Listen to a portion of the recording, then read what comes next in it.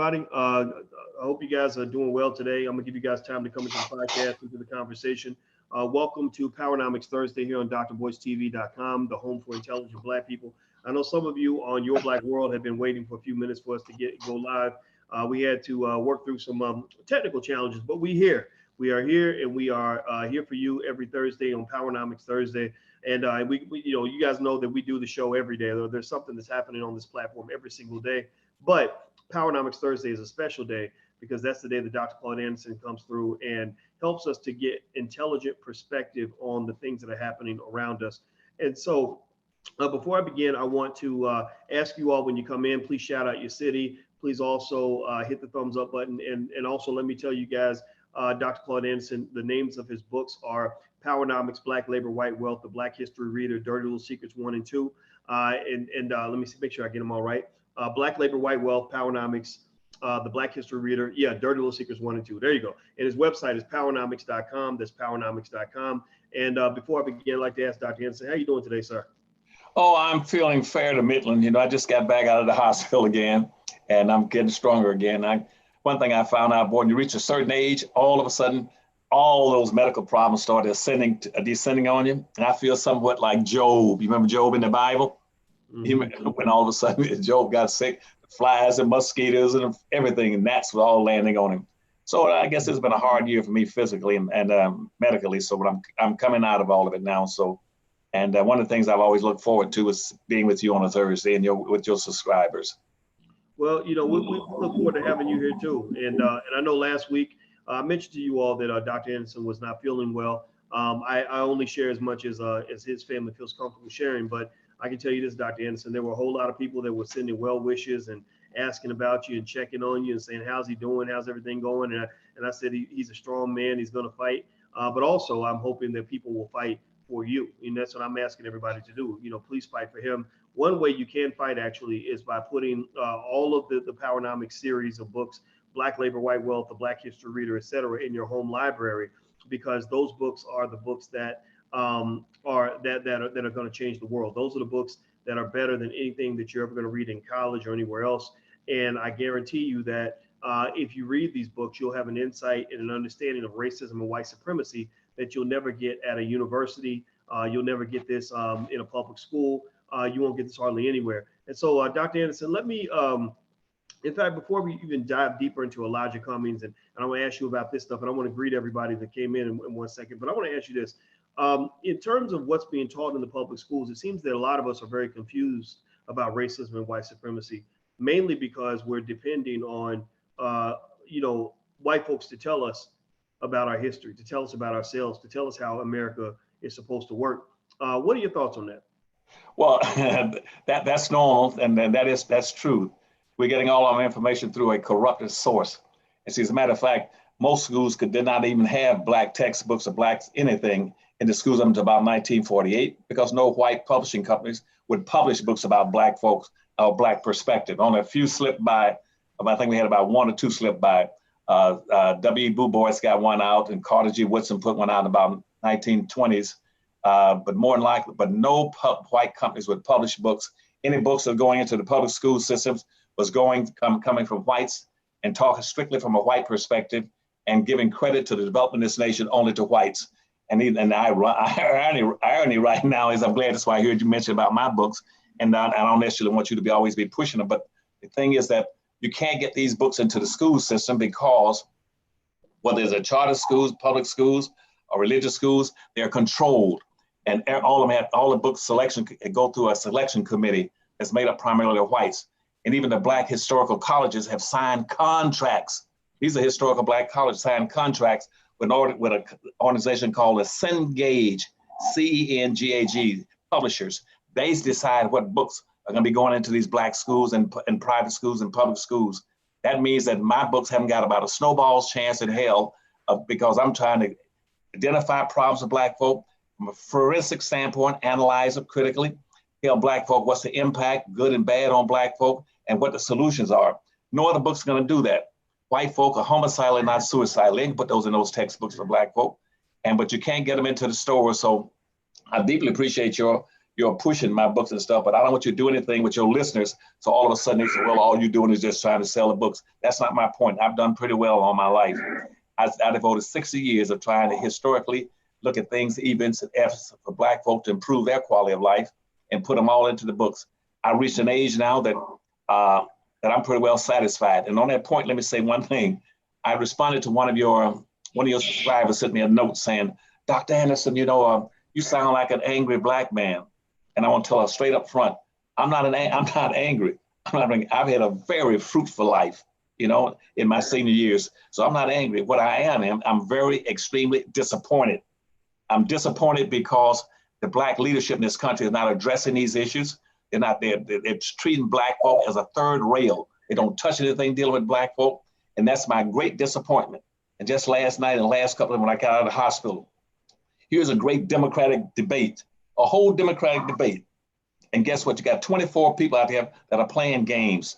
That's the biggest waste of time. They've made that anything dealing with Black folk go over into the entertainment area. And out of those 24 people that's debating, Dr. Watkins, that are debating the issues, guess what? Not one mentioned anything about Black folk. Now why is that important? Because just like I said in my books, Black people in America are carrying 7 to 8 times their fair share of everything that's negative.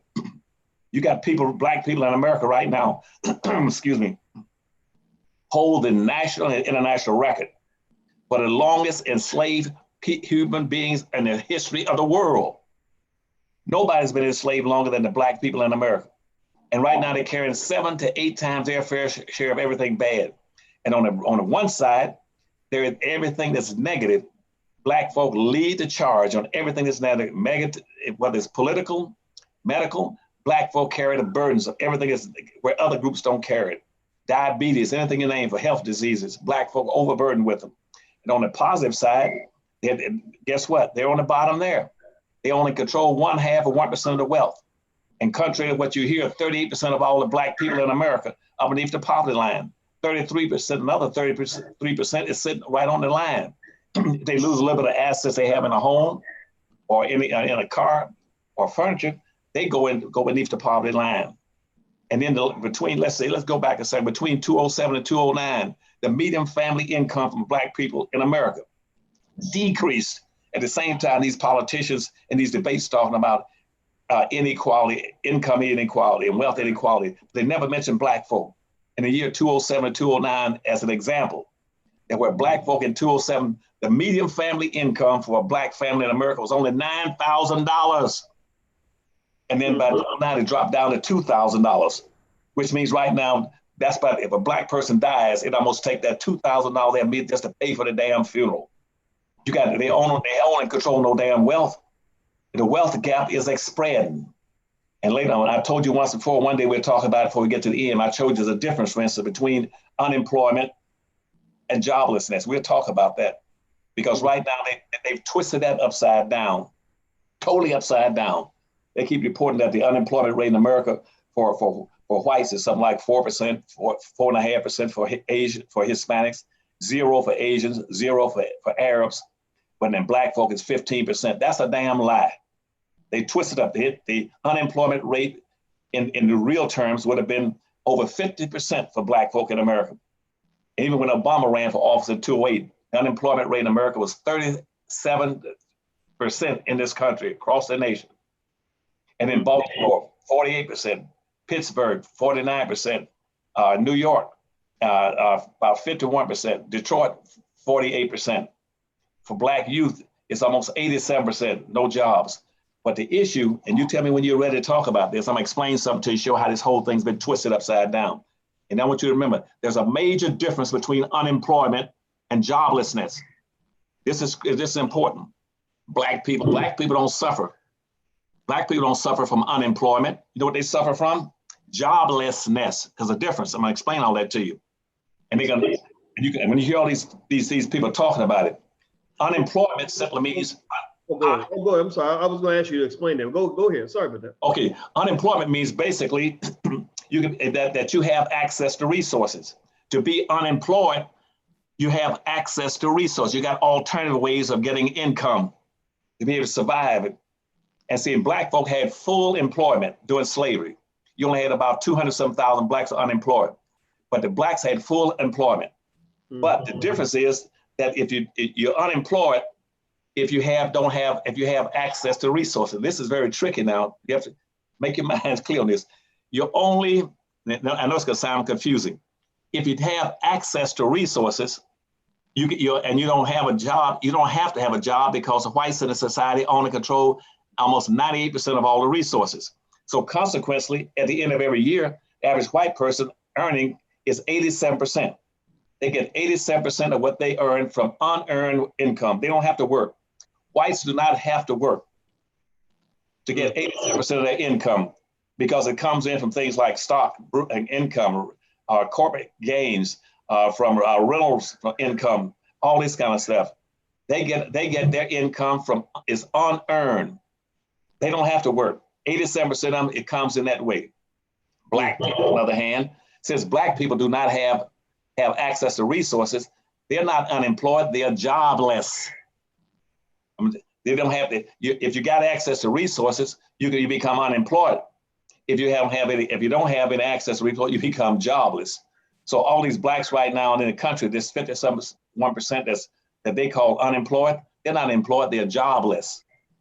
And because they don't have any alternative ways of getting an income. I know this sounds very confusing to you. And one day I'll try to write it out for you so you understand. But so what our government does is that when they report the unemployment rates in America, they got a little game going, a little tricky game going. The unemployment rate is based on two things: those who are actively seeking a job, or those who are collecting unemployment compensation. That's what the unemployment, that's the way the federal government does it now, to make sure that black folk understand that they are not unemployed, they are jobless. They have no place, a way of getting a job. They're owning the businesses. See, most whites are employed on their own businesses. They get income through capital gain and income flowing from their businesses. Blacks don't have 1/2 or 1% of businesses.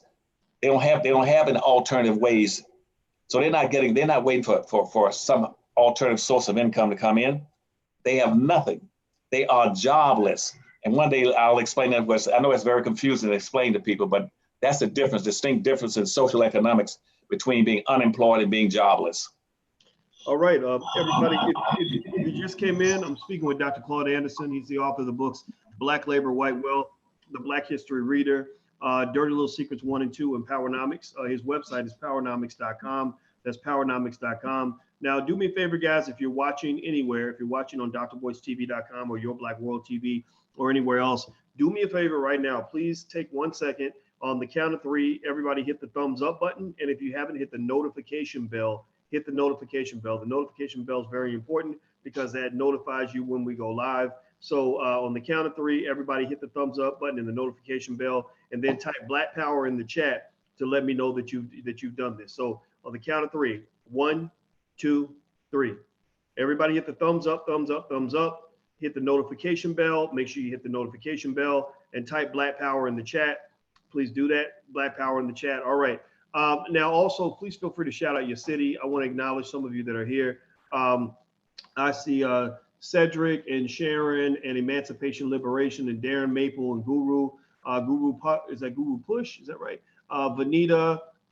Thank you, Vanita, for helping to regulate the chat. W. Canty is also a moderator. Thank you. Kathy B. Malvo 12, Eric Donaldson, Brother Jai, Charlotte Colbert, Fuquan Divine. And I wanted to mention some of the names, Dr. Anderson, so that we will know how many people out here love you. You know, I want you to hear their names so that you'll know how much support they have for you and that they're all rooting for you, whether you're here or not here. And so the other thing I want to tell everybody, don't forget, I'll be in New York City on October 27th. So if you're coming to that investment summit seminar, feel free to go to drboycenewyork.com. You'll love it. We'll be there for the whole day for 8 straight hours, building wealth, bringing together investment clubs, teaching you about the stock market and everything else. You're going to love it. It's going to be a really great event. drboycenewyork.com. So Dr. Anderson, let me throw this out there to you then. You know, I think that when I think about, you know, the rejection that your ideas have I think that there are a lot of people who love your ideas, right? We know this, right? Because they're innovative, they make sense. That's what I liked about it. It's like I read Powernomics and I said, okay, this book makes sense to me. Black labor, white wealth. When I read it, I said, okay, this makes sense to me. Now I understand why people do what they do, because they don't explain it to you in school. You just, I don't know, anybody else go through school, and when you find out real history and what people really did to you, like you're really mad about it. But that's what I would do. I would get really mad when I would find out I would be willing to bet you 95% of the things that were done to our ancestors have been hidden from us. And so that led me, Dr. Anderson, to even question this idea that we are so quick to allow ourselves to be educated by those who have a direct interest in keeping us ignorant, blind, deaf, dumb, and stupid. Why do we send our children to be educated by these people? I don't really think, I'm hoping that some of these schools, the HBCUs or the public schools, will consider adding your books to the curriculum, but I don't have a lot of hope for that. And maybe I'm pessimistic. I don't even try. I have five or six books out there. The New Black Power and Black American Money. They're not your books are the originators. So I want people to understand. I give deference to your work. I love your work, and I never tried to put them in the schools. I never tried because I could not see why, if I was a white supremacist and I really wanted to oppress Black people, I don't even see why I would go out of my way to give Black people the keys to liberation. I think that we have to do that. And that's why I think that, like, for example, the thousands of books we've been able to sell through platforms like this is allowing us to really reshape education. Like, I really think we should be educating our kids in the house as much or more than we educate them at school every day. That way they don't come home talking crazy and repeating ideas that were planted in their head by a white man. What do you think about that, Dr. Anderson? See, you're right on, Tom. And I went through that long, confusing explanation about the difference between unemployment and joblessness. That's critically important. Let me try to summarize that in 2 sentences. See, what I try to get Black folk to understand in group economics, and that's what racism is. It's a group, you're practicing group economics. When whites only control 98% of all the wealth in the country, point one, they control and own everything. 98% of everything from Boston all the way to San Diego. That's owned wealth. Wealth that means the land, the resources, access, everything you think of is owned by whites. Okay, now here's the point. They only control all this income producing, because wealth produces wealth, okay? That means that right now, all the things they've gotten out of slavery, it multiplies and doubles and triples in value every 20 years, Dr. Watkins. They own 90, but they've had it ever since slavery. And it's doubling and tripling every 20 years. So what that means is that in white society, they don't have to work, because the 87.5% of that is frozen and locked into the white society. You can't get it. It's in Wall Street, it's in stocks and bonds, it's in trust accounts. They don't have to work, they get it. They can move into a neighborhood right now and get to $1 million neighborhood and pay cash for it, for money they inherited. You understand what I'm saying? They got the wealth built in. So 87.5%, that means that every white child gets 87.5% of what he needs to be competitive the day he is born in the hospital. It comes to him because it's in his community, in his church, in his family, in his university, in his culture. He's got it locked and boxed. But see, a Black child does not have those advantages. And see, a white child, and that's why in our society, you got over 600, almost 600 white multi-billionaires. This is what I'm telling you. You got almost 600 white multi-billionaires like Donald Trump. Donald Trump ain't working no damn job. He doesn't have to work a job. Neither does his kids and his family. You know why? They get unearned income. But every time you talk about Black folk, they'll say, well, what you Black folk need are jobs. But jobs would not change the wealth in disparities and inequalities in our society. A job is only designed to maintain you, to keep you 1 week away from welfare, food stamps, and unemployment lines, Dr. Watkins. As I hear people talking on these debates about, well, we got to get some more jobs. We got to get rid of the income inequality. I said, what the hell are you talking about? The only way you're going to do that is redistribute some of this wealth and resources that you own. You can't sit there owning 98% of everything of value, and Black folk own 1/2 of 1% and saying what y'all need to do is go to work. That won't cut it. And so that's why I write all those books. I write those books to try to give Black folks some definitive understandings of what they're locked into. You're locked into a social construct. And I think it's a total absolute disgrace. As a Democrat, an ex-Democrat, I ran campaigns for presidents and for governors, for attorney generals, for mayors and state legislators and members of Congress. I was a campaign manager. I said, I get out of this, I'm gonna quit BSing Black people. so they understand the issues. And here they are having these damn big ass debates, and not one mention anything about blacks. They talk that, and what they want black folk to do is to carry the water for all these other groups. They want black folk to carry everybody's water and pick everybody else's cotton so they be enriched.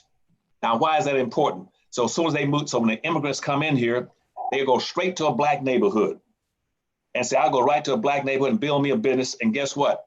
I'm going to profit off those black folk, point one. Then two, the profits I make by taking blacks' disposable income from them, I'm going to use that to go buy me a damn black politician and a Congressional Black Caucus.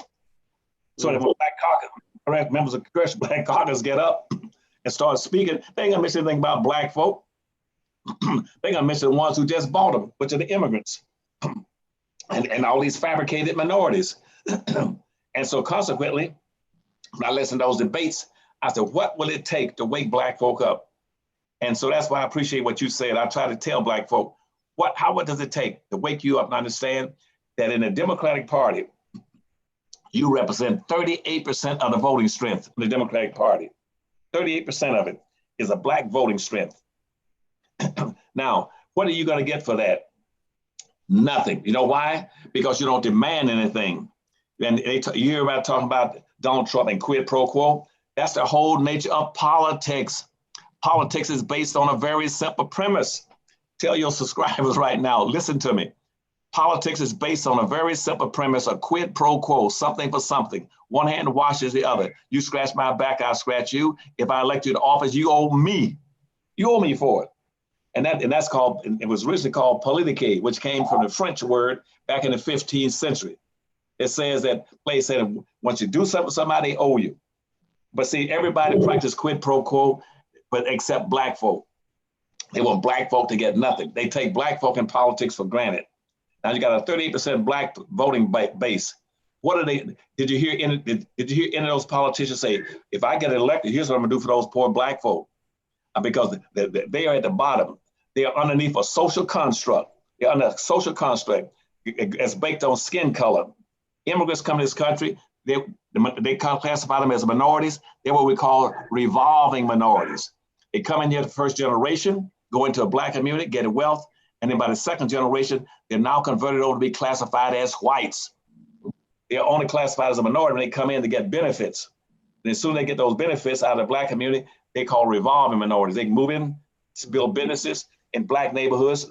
Arabs own all the grocery stores, party stores, liquor stores, discount stores, food stores, grocery stores. And the Asians that move in, they'll take over the black hair care, the 7-Eleven, Dunkin' Donuts. Everybody pimps and hustles black folk. And you got people running for office, have made any commitments. All they want is the black vote and to take blacks off for granted for another damn 8 years. And when I say to myself, what does it take to wake black folk up? I'm old now. I'm old and I'm getting tired of telling black folk the same thing. And I say it out of my collective experiences. I can't find one black in America right now that has a cumulative experience in politics that I've had by myself in 60 damn years in national, international politics, where I took trade missions around the world, fought for black folk by my damn self, and said, stick up for yourself and be respected. Don't vote for anybody, but demand. Now, one of your subscribers asked me, said, Dr. Anderson, are you telling us that we should suppress our vote? No, I'm not telling you to suppress your vote, because other groups are going to suppress your vote. When the Hispanics came in and kicked you out of being the number 2 population in the country in the year 2000, for 450 years, you were second-class citizens. Now the Hispanics have kicked you out of being second-class citizens. You're now third-class citizens.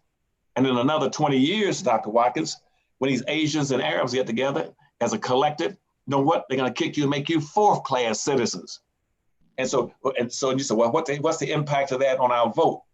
You see, whites right now have made black folk a permanent minority, which means you're in this country right now, the black vote is outnumbered 10-1. They said, well, Dr. Anderson, you asked us to suppress to hold back our vote. No, I want you to vote, but I want you to demand something for that vote. Demand. Don't just give people your vote without demanding, because right now, you're 10% of the population. They don't really need your vote. White folk and Asian Arabs together got 90% of the vote. They can vote in anything they want anytime without the black vote. But they're BSing black folk, pretending somehow, well, we need your vote. They knowing good and damn well they ain't gonna do a damn thing for a black vote. You step and say, no, I'll give you my vote, but here's what I want in return. I want reparations. I want decent schools. I want to get away. I want to disengage from the integration process in this country.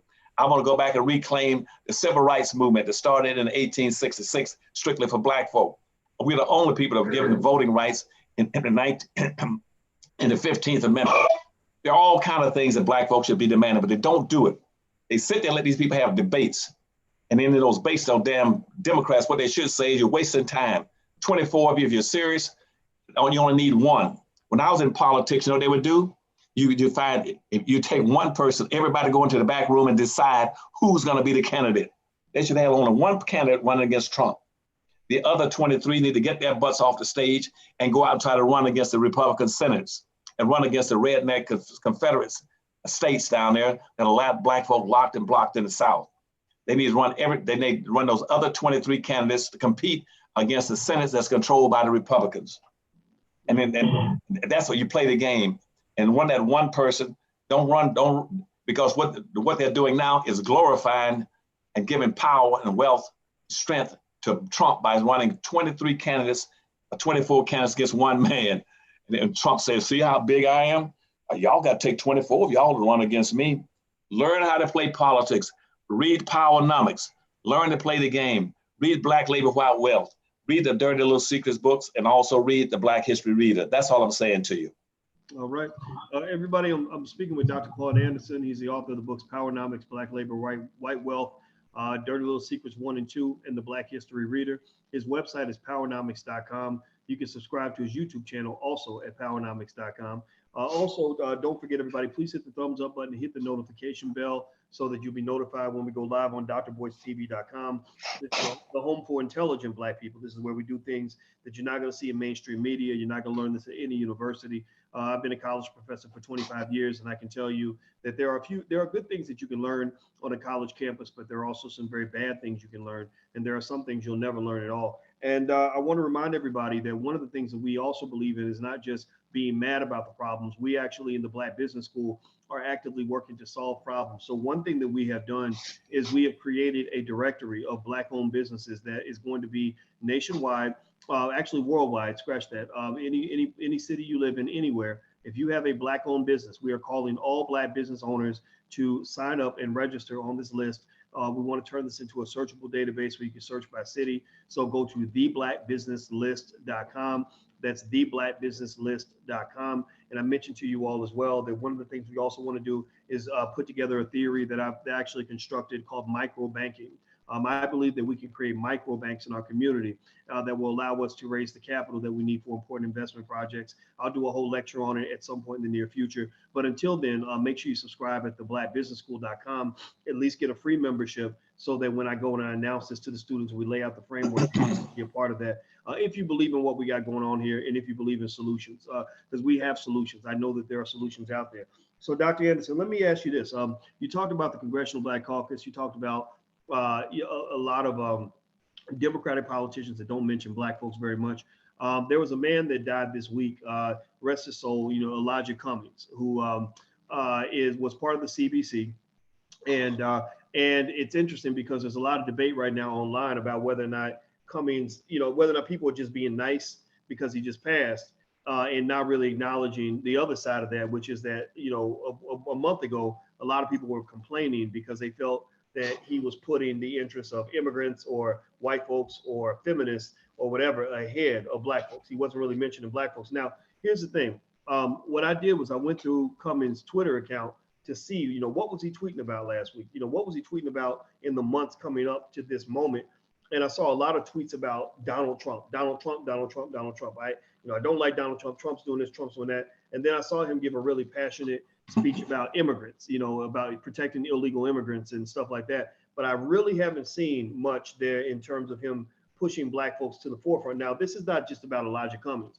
I'd like to ask you about not the specifics of Elijah, but the Congressional Black Caucus as a collective in terms of, what they do that's good and bad for Black folks and ways that we might be able to challenge them a little bit more effectively to get them to really do the right thing when it comes down to people that look like them. What do you think, Dr. Henson? Well, to be perfectly honest with you, I know very little about Elijah Cummings, even though he lives up in Baltimore, not too far from us. And I guess he's just basically a good black man. He's a smart black man. I guess he could do the best he could within the context of being in the legislature arenas in Washington, D.C., where they're basically controlled by the Democratic Party in general. The Congressional Black Caucus is controlled by the white Democratic Party. They got them locked in box, and their primary thing is to carry water for the party, and to pick cotton for the party, or any groups and the fabricated groups that pop up in the party. That the black folk are the sole bearers of the carrying the water and enriching anybody that shows up in the Democratic Party, become affiliated with the Democratic Party. There was an old saying back in politics when I was there, and that was that the willingest ass will always carry the heaviest load. And black folk were always willing to carry everybody's load, to carry everybody's water except their own. And the Democratic Party has personified that, and particularly imposed it on the Congressional Black Caucus. So in all these years, about 40-some years, the Democratic Caucus has never done anything really significant for black folk. They run from issues pertaining to black folk because they know that's not within the context of what the Democratic Party wants. And black folk have been doing that now for 60-some years, and they're scared to come out and say, do like the Hispanics and say, here, I'm a Hispanic representative. I'm gonna have an Hispanic agenda. We're going to deal with the Hispanic issues, and every year we're going to report back to the Hispanics across this nation to tell them what we've achieved and what we've failed to achieve. We don't have that. The Democratic Party has a Congressional Black Caucus that is based in social things, social issues. At the end of the year, they don't report back to a damn thing of what they've achieved for black folk. They don't have an agenda strictly for black folk. I've never seen any issue in all the years I was dealing with the Congressional Black Caucus when I was with President Carter. They never came to us and say, here's what we're going to do for black folk. We're going to try to resolve these structural economic inequalities. We're going to try to resolve these income inequalities. We're going to try to get reparations for black folk. We're going to try to get black folk in a greater position to be a competitive group with businesses. We're going to try to set up redistribution, try to set up special funds where black folk in these majority cities can find funds to build businesses. We're going to try to we're going to set up revolving loan banks, all kinds of stuff. Only thing they ever pushed through the Congressional Black Caucus and took credit for it was say, let's go out and see about getting to Martin Luther King's birthday. That's all. And then whenever I ever went to the Hill, asked them to do something specifically solely for black folk, you know what they would do? They break out to running. They run and hide, go into the bathroom. The only one that would come out that I had a great appreciation for was Maxine Waters. Congresswoman Maxine Waters said, Dr. Evans, I'm with you 100%. And so let's see if we can set up some kind of program so that at least someone like you could come up here on a periodic basis and sensitize them to the needs of black people in America and quit ignoring black folk, taking black folk for granted, telling black folk if your greatest contribution is a vote. Voting ain't worth a damn quarter if you haven't got an economic structure behind it to enforce, to either reward people who support you or to punish those who are against you. You must have an economy. That's why you heard me say over and over again, what's called the Anderson 5-story building. You remember that? You get a 5-story building, build a communities. And once you build that community, overlay it with a sense of community that would protect that community from other people penetrating it and disparaging and running you down and ordering your value structure and all that kind of stuff. Then once you get that, make sure it's laid on certain turf, saying this is our territory, and you mark that territory, saying this is our town, this is our communities. We don't have neighborhoods. A neighborhood ain't worth a quarter. This is our community. Then you post signs up on both sides saying this is a black community. You're welcome, but do not come in here to commit any inappropriate behavior patterns. Do not come in here and do what you've been doing for centuries, come in here at night, dumping garbage on vacant lots in the black neighborhoods, or coming in at night running and promoting prostitution, promoting drugs to our neighborhoods. We're not gonna, that will never go on in our communities. It's unacceptable. And say, this is our community, and we'll stick with it. And so black folk had to learn how to play the game and say, no, we are special people. And we're going to make our politicians function on a quid pro basis. If you want the black vote, put something on the table for black folk. If you're scared for white folks to know that you're looking out for black folk, then get out of office. Don't sit there and run for office and go up there and carry out businesses that white folk would carry out. And say, come up with a special agenda But right now they treat black folk as a third rail. They treat black folk as a third rail in our society. Something's cutting in on us here. Are you there? Yeah. You able to hear me? Yeah, I'm with it. Okay, and tell them that to quit treating blacks as a third rail. If they're not going to come here and represent black folks, stay home. Don't run for public office. If you're coming, because if you don't, we're going to start holding everybody accountable. Once we build these communities and we build these 5-story buildings, first floor be a business economy. The second floor, and once we start making money, because you see, you got to have wealth power. Wealth is the greatest power we got in this country. You can't get wealth power by begging for it. You got to be able to take the money you get coming in your community and hold it and revolve it around 8 to 12 times before it leaves. Build that economy on the first floor in the Anderson 5-story building. Then once you get that wealth from revolving your money around 10 times, you got $1 trillion income, revolve it around, so you got $10 trillion floating around in the black community. Then you take that money, then you go to the second floor. Do not try to engage in politics with this hanky-panky, let's debate this and that. That's a waste of time. And all these blacks you see on television, those are sports, those people speaking for the broad group. They're not speaking for black folk. They're speaking to get a personality and get a job, and hopefully that if the party wins, they can get an appointment. And so, but you go into the second floor, that's politics. Money controls the second floor. Money controls politics. Politics ain't gonna do a damn thing about it. Get your money on the first floor by building your economy, building your own businesses, and hold on to your money and draw another money into your community. And once you get enough money, you buy politicians. If you can't buy them, then you rent or lease them. Rent or lease them, and then and control them that way. Then once you rent and lease them and control them, then you go to the third floor. Your third floor is your police department and your court system and all your judicial appointments. Now, earlier you talked to me about all these shooting of black folks by white police officers in apartments, either in Dallas, Texas, and in that surrounding area. They do that openly. Typically, they might shoot 600 to 700 black people every damn year by the police, by the white police. This was locked into the Second Amendment, which says talking about right to bear arms. That came out of slavery. That came out of slavery. That's no accident. Because of slavery, when they tried, the whole point of the Second Amendment was to control black folk, because they make sure they stayed disarmed and were punished and penalized anytime they were outspoken. And also to terrorize them.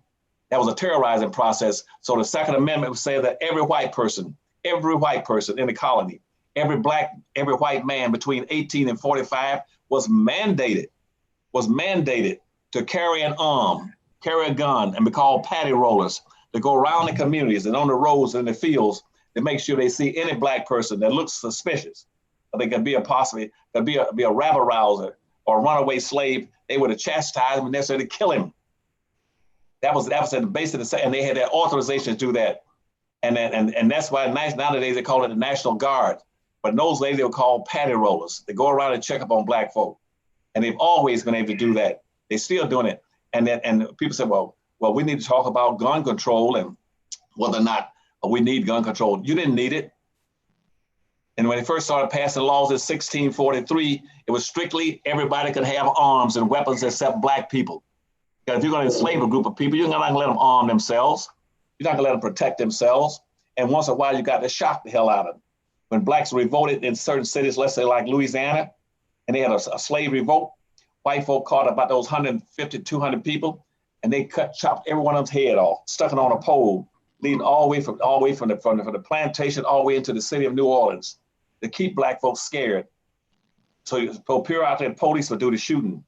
Police, again, are carrying out and enforcing what the dominant white society wants, to keep black folk under control. Now, here's what I'm showing in opposition. You got black police officers now. They didn't have any black police officers in the magnitude until about 1948, when Atlanta, Georgia got the first black police officer, and Winston-Salem, North Carolina got the first black police officers. But guess what? They were not even allowed to carry guns. Only white police officers could carry guns. Black police officers couldn't carry guns. They were only permitted to carry guns way into the late 1950s. And in all those situations, you might find one instance in 460 years where a black person has killed a white person, especially a white a black police officer has killed anybody. Everything's upside down and backwards. And people always express, well, they shot this black kid, they shot that black kid. That's what they're authorized to do. Because you know why? Because you don't have communities. If you had communities, you wouldn't ask those white officers come into your community. Say, look, we don't want any white officers coming in our communities because now this is our community, our turf. That's what the Chinese does.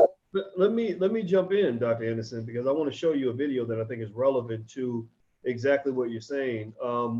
There was a shooting of a lady named Atatiana Jefferson this past week, which happened right after the white cop Amber Geiger went in and shot Baldwin John in his apartment.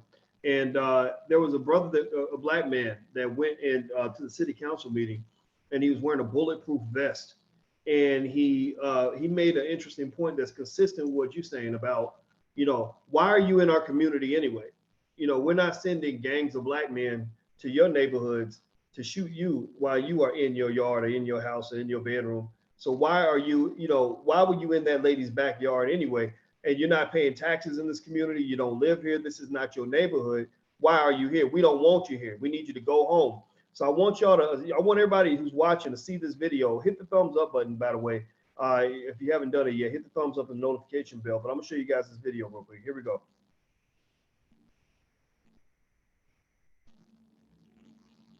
Joshua, don't pay taxes over here, but you come to terrorize our community. Why you got so many white boys deploying in the southeast side of Fort Worth? I got a problem with that. That sister was exhibiting Texas Penal Code Statute 941. She has the right to protect her property. Your officer had no business in her backyard. What jurisdiction do you have? So today, no more. As you see me on TV, no more. Don't come in my community no more. With that racist bigotry crap. If we don't employ people like that. We do not employ people like that. David Cook. So how much money do I need to get my credit card so you can exercise yourself back to Wake County where you came from? North Carolina. You don't like niggas no how. Time for you to go. How can you have that person that stays liberated all the time running this city, Mayor? He's on film at Silver Leaf. That don't know nothing. Can't take it. We can't have that. So he flashes the light, draws the target out. Boom. Of course she's a woman. She's afraid. She's protecting her nephew. And we won't Tyler Dane with charges on this Mr. Dean. Oh, you thought we slipped? Murder, Tyler Dane. Using deadly use of force. So today, ain't no more singing. Ain't no more singing. You can't come in our communities and terrorize us no more. Because we ain't gonna tolerate it. We will fight back. I'm gonna take a page out of my daddy book. Come on, my brother.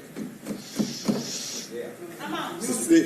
Our movement of boycotting, not letting you make this money no more in this city. That was the strongest move my daddy showed me. It's hard to look for me to go home and look at my daddy in my face. I can't look at my father in my face because we are so cowered down. We have played the game. We have sold out. It's embarrassing. We can't do this no more. So my evolution is my revolution. Those who want to stand with me and fight this fight the right way, hey, I'm here. I'm ready to get out the mind. That's why kids don't respect us, because we don't get up to fight. But we don't fight today. Texas Penal Code Your time's up, Mr. Austin. Texas Penal Code 941. L, who will be followed. All right. So what did y'all think about that? What did y'all think? Say something in the chat. Let us know what you think about what the brother said. I liked what he said. And I played that video, Dr. Anderson, because it fits what you were saying about, what it means to really control a community. A lot of us don't even know what that means. That's a foreign concept, especially for a lot of young black men. A lot of young black men, they had a gay guy on the cover of GQ magazine the other day, a popular rapper named Pharrell. And they said, this is the new masculinity. Let me show you this picture, Dr. Anderson, so maybe you get a good laugh out of this. Let me see. This is what they're showing to young black men to keep them from being strong like that. You see that picture right there, Dr. Anderson? Sure, that is an insult.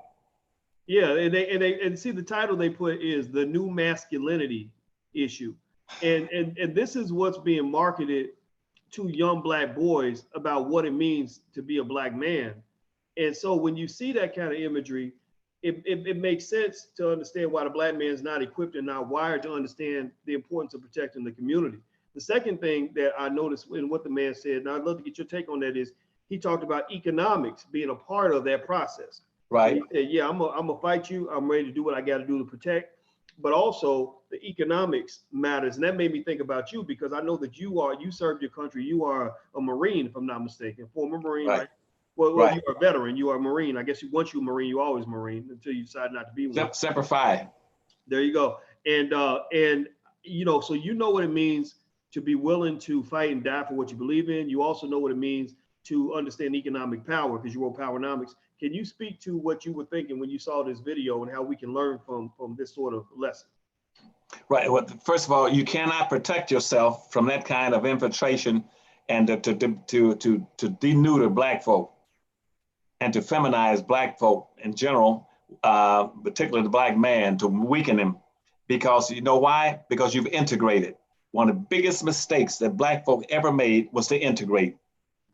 Because any group anywhere on the earth understand that if you're an out group, which means and a permanent minority, the last thing you want to do is to try to integrate, break yourself into smaller people, to fragment yourself even further. That's the worst thing you can do. That's what social integration did. It broke black folk down. There was already a minority, a planned minority, a systematic minority since 1791. You're a planned minority. You're the only planned permanent minority in America. You allow them to integrate you, to break you into smaller pieces. Now, then here comes social integration. Says, well, what y'all need to do is that y'all need to come in with us and break into smaller pieces, and then and lose your community.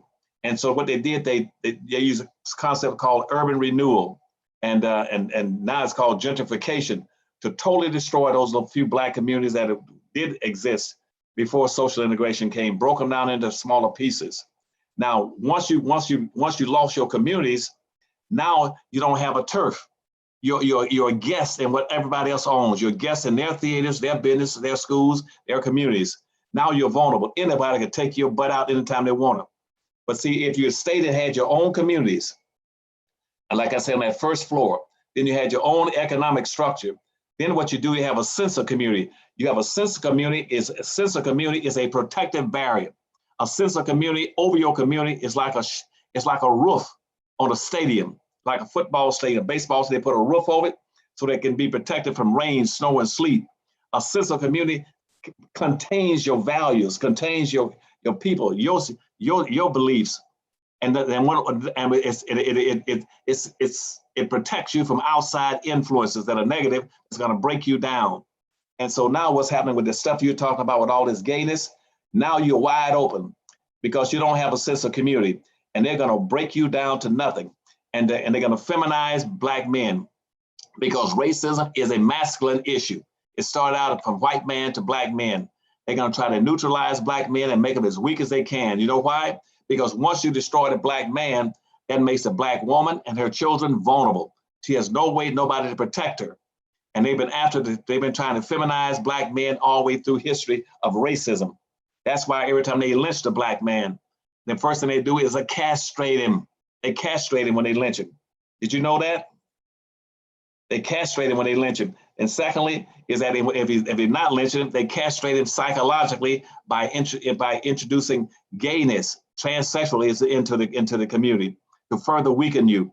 And so what that's going to do eventually, and all of your listeners right now, all your subscribers hear me, that in the immediate future, within about the next 10 years, that a black man, a heterosexual black man, is going to become an endangered species, because everybody's going to be after him. He's going to be the bone, and everybody else is going to be the hound dog looking for that bone. The white man's going to be after him. Asian man's going to go after him, and they're going to try to weaken him so that he will not be able to defend himself, protect himself, his community, his family, his home, because he does not have a sense of community. He has no community, he has no sense of community, and he does not have an economy inside that community. Black folk are in a world of trouble, and that's why I try to talk about these things by stressing them in all of my books. But again, our people don't listen, and you're going to see more and more gayness, and you're going to have And now they're going to try to pass, going to use this, the 1866 Civil Rights Law to try to give rights to what's called gay rights. There is no such thing as gay rights. There is no such thing. They don't have no rights.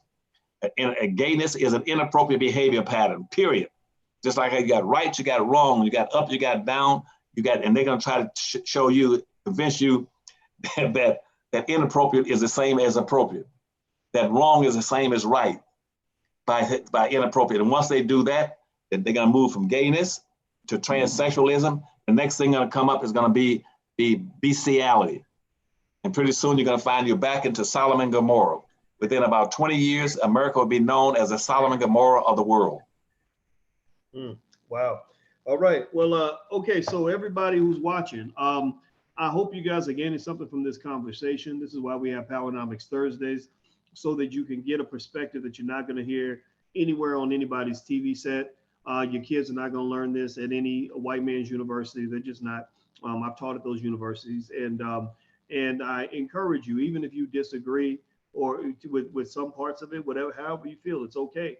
Just hear all the points of view, because we know that we have a problem that other people are telling us is unsolvable. They're telling us that it can't be solved, but it can be solved. You're just asking the wrong people to try to solve it. So that's what's important. So everybody in the chat, let's do this little exercise so we can all walk away from here with something. In the chat, everybody type the word community. Somebody say community. Everybody type the word community. I think the word community, that's what stood out to me the most, Dr. Anderson, about what you said is community, because I know that when I feel like I'm part of a community, I feel stronger, I feel networked in, I feel protected, I feel supported, I feel funded, I feel backed, I feel strong, I feel capable.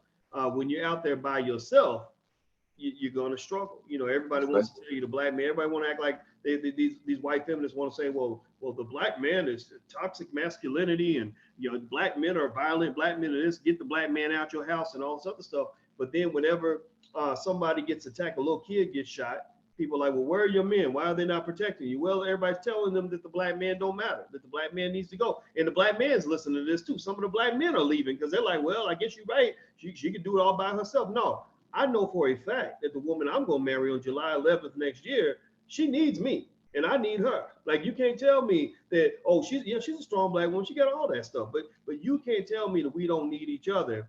Because I'm going to tell you like this, Dr. Anderson, ain't no child in my house gonna get shot, and ain't no woman in my house gonna get shot unless you kill me first. You kill me first, you got to kill me to get to them. So what I'm saying is, and this is not attacking anybody or disrespecting anybody, it's really saying that we gotta pick our own value system. We gotta figure out what the solution is.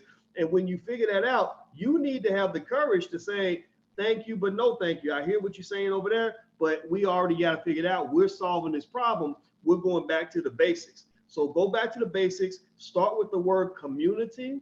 Community isn't just community. It's family. It's your system, your network, the people around you, the people that have your back, your clique, your gang, your posse. Your animals understand the importance of being part of a pack, right? Like, it's not even animals understand that. Black folks, y'all ain't got no pack. Y'all don't have no horde. Y'all don't have a group of people that can protect you, and that's why they pick you off one by one. So, Dr. Anderson, I'm gonna actually before I give you the last word, I want to make sure everybody knows Dr. Claud Anderson. His books are at powernomics.com. He's written Powernomics, Black Labor Right, White Wealth, The Black History Reader, Dirty Little Secrets 1 and 2. Go to powernomics.com. Please consider adding those books to your library if you have not done it yet. He has a whole library pack with all the books plus a DVD. This will give your children more education on blackness than anything they'll ever get in public school. I guarantee you, because I know what they teach in these schools, and it is crazy. And the other thing too is when you're there, subscribe to his YouTube channel. He has a YouTube channel. He goes live on a regular basis, so you can go in there and ask him questions, everything else. And I'll be in New York. If you guys want to see me in New York next week, October 27th, go to drboycenewyork.com. That's drboycenewyork.com. So, Dr. Anderson, let me ask you the final question. We'll let you get the last word in here.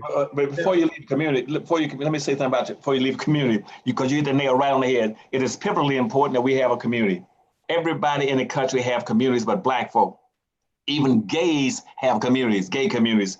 Everybody got communities. Asian communities, Arab communities, Polish communities, Italian communities, Jewish communities, little Saigons, little career towns, Mexican towns, little Havanas, everybody's got a community except us. But now what we got are neighborhoods. That's why anybody can push gayness and anything else into your communities, because you have no protective barriers. And to have a community, what you got a neighborhood is where you eat and sleep. We do not have not one single Black community in the entire United States, Dr. Watkins, not one in the entire United States.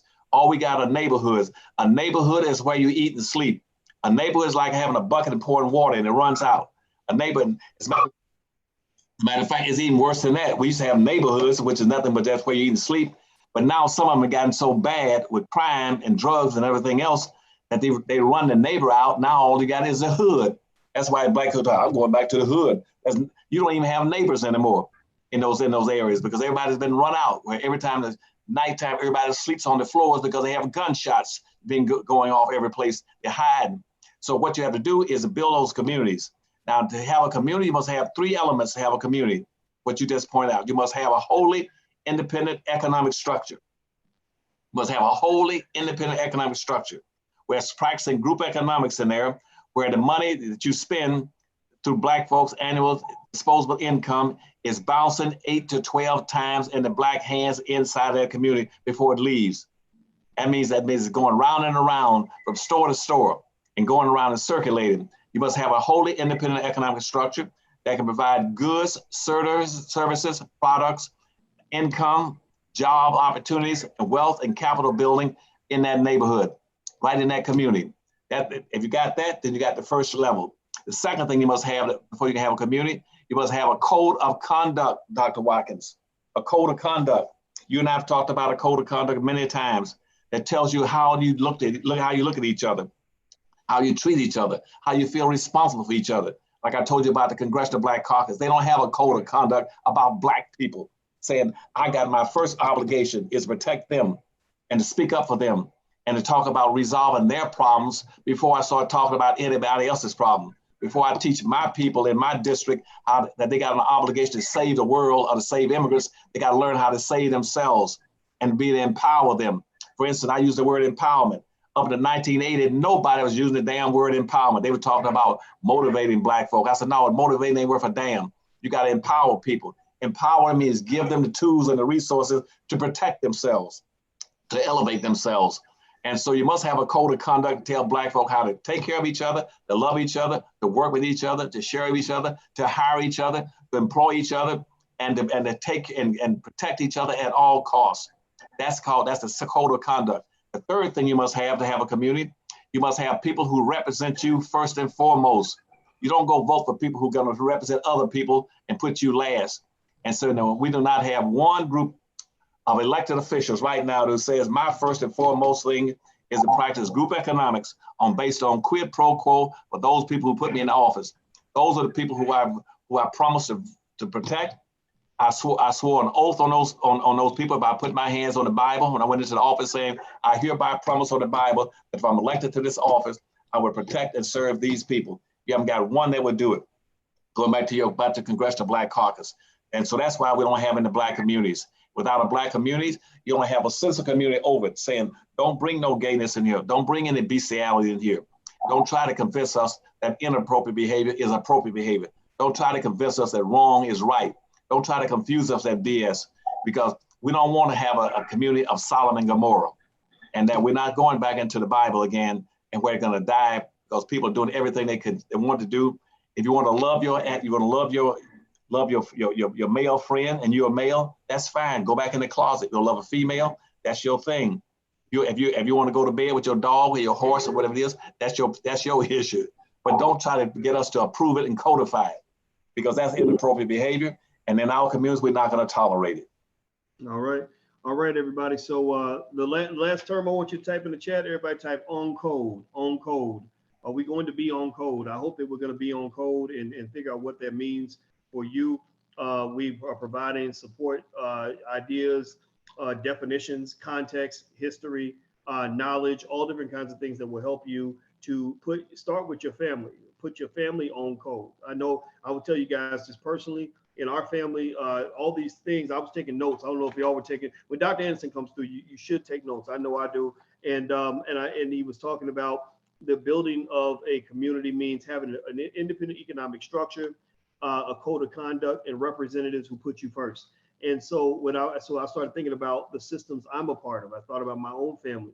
We do have an independent economic structure. We have a family bank. That's one of the concepts we teach in the Black Business School.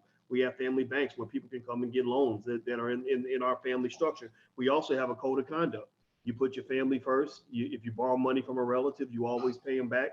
You don't go, if somebody's gonna go snitch on your loved one, you let somebody else do it. That's not your job to undermine the people that are in your family, that are in your Right. system.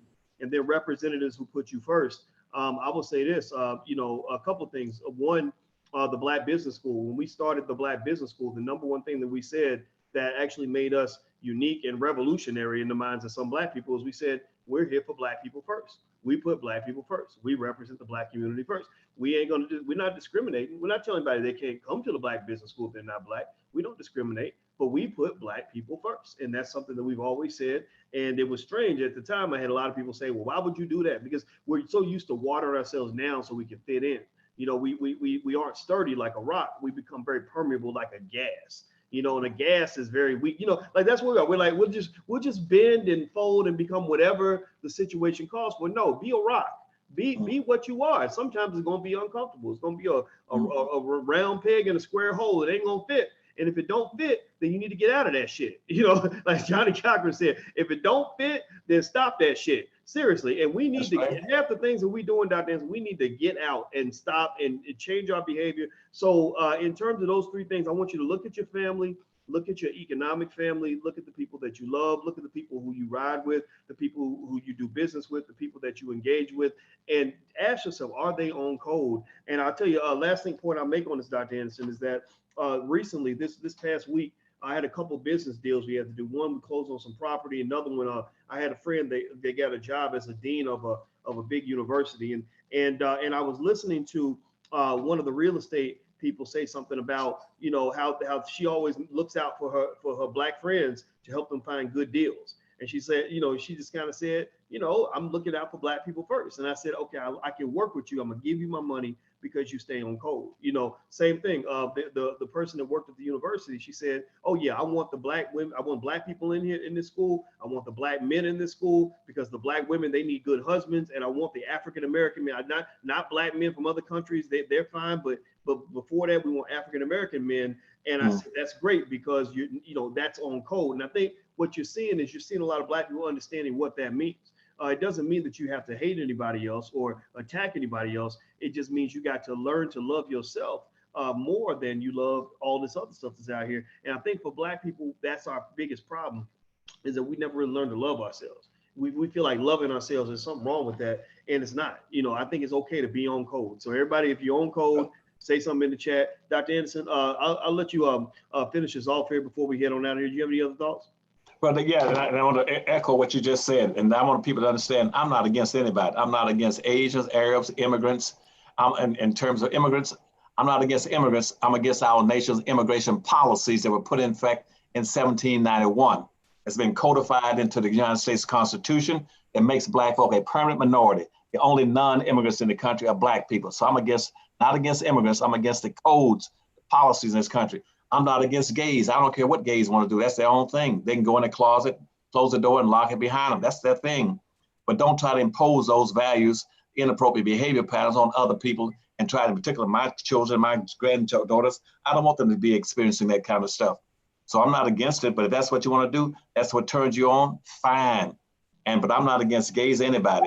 But what I am for is that what I made up in my mind to do when I was a very young man in elementary school was to fight my heart out for those group of people that everybody in every gender, every ethnic group, every racial group, every religious group has urinated on for 460 years. And that's Black people, not African Americans, but Black Americans. There's a difference between an African American and a Black American. I've tried to tell Black folk this, I made that distinction over and over again. And next time we come on, I'll repeat it. There's a major difference between a Black American and an African American. In this country, You start talking about African Americans, they make that some form of entertainment. It'll go into movies. We'll build a big damn museum downtown called the African American Museum over in the entertainment district, in the tourist district, where Jews stay serious. When I say Native Americans, Native Black Americans, that means seriousness. That's why the Jews built their museum, the Holocaust Museum, right between the Treasury Department and the United States Mint. They say that's the serious stuff. And where we build a museum? Over in the tourist district, so we can talk about racism and slavery as a form of entertainment. We can make movies about it, and we can write stories about the slavery. I say I don't play that game. I'm definitely serious about Black folk in America, and I'll take on anybody. I'm never going to change my mind about Black folk being very special people. They're exceptional people. They're the only people that have been maltreated, mistreated, subordinated, enslaved, Jim Crow segregated, and enslaved for 460 years. And abused and misused. Nobody else in this country have been treated like that. They're special people, and I'm opposed to anybody trying to line themselves to be equal to Black folk, because they cannot be equal to Black folk. Black folk will always be over them. That's what the 13th Amendment was about, 14th Amendment, 15th Amendment, and the Civil Rights laws. It was strictly for Black folk to correct the Dred Scott decision of 1857, which says it's Black people and only Black people that have been mistreated, abused, and denied any human rights. They're the only non-citizens. They're the only people that's 3/4 of a human being. So therefore, do not try to take all these fabricated groups, whether for gender or race, anything else, or transgender, and try to make them equal to Black folk and give them rights and privileges that you've denied Black folk for 460 years, my good friend. All right. All right. Well, everybody, I hope that you'll take a second real quick and please give Dr. Claud Anderson a digital round of applause for all the education and knowledge that he drops on us today. Please let him know how much you appreciate him in the chat. Also, if you haven't hit the thumbs up button yet, please hit the thumbs up button and hit the notification bell so you'll be notified when we have our conversations. We bring on lots of great people onto the platform. Julianne Malvo and some others, they like to come in and share their point of view.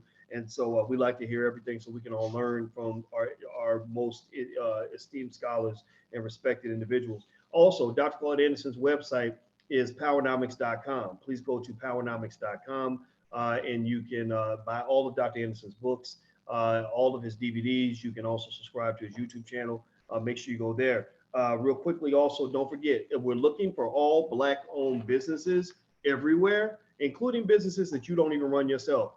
We're building a massive database of Black-owned businesses all throughout the world. We want to document and catalog every single Black-owned business we can get our hands on. So any Black-owned business, any restaurant, any bookstore, any consulting service, any repair shop, anybody out there that has a Black-owned business, every electrician, carpenter, painter, it doesn't matter, babysitter, every Black-owned business out there, register this business at theblackbusinesslist.com. theblackbusinesslist.com. Put it in there, and we're going to create a searchable database so that we can retarget. This is one of our big initiatives in the Black Business School. We want to retarget Black spending and take some of that 1.2 trillion that we give away every year and bring some of that back. Out of that 1.3 trillion, you give away about 1.2 of it. So we want to take back at least 10% next year, and that'll be 120 billion floating through our communities, recirculating, et cetera. That's going to be our reparations package, stage one. I'm not waiting for Congress. I'm not waiting for nobody else. All we got to wait for is ourselves. We got everything we need right here. So go to theblackbusinesslist.com and register your Black-owned business. Also, I'll be in New York City, October 27th, doing a day-long investing seminar. If you want to learn how to invest, you want to learn how the stock market works, you want to interact with other Black wealth builders, go to drboycenewyork.com. That's drboycenewyork.com. And that's pretty much it. So thank you very much, Dr. Anderson. Thank you. Appreciate your time. Thank you. I'll see you next week, buddy. Yes, sir. See you soon. You All guys right, have a wonderful day. Thank you all so much. Bye-bye. Bye-bye.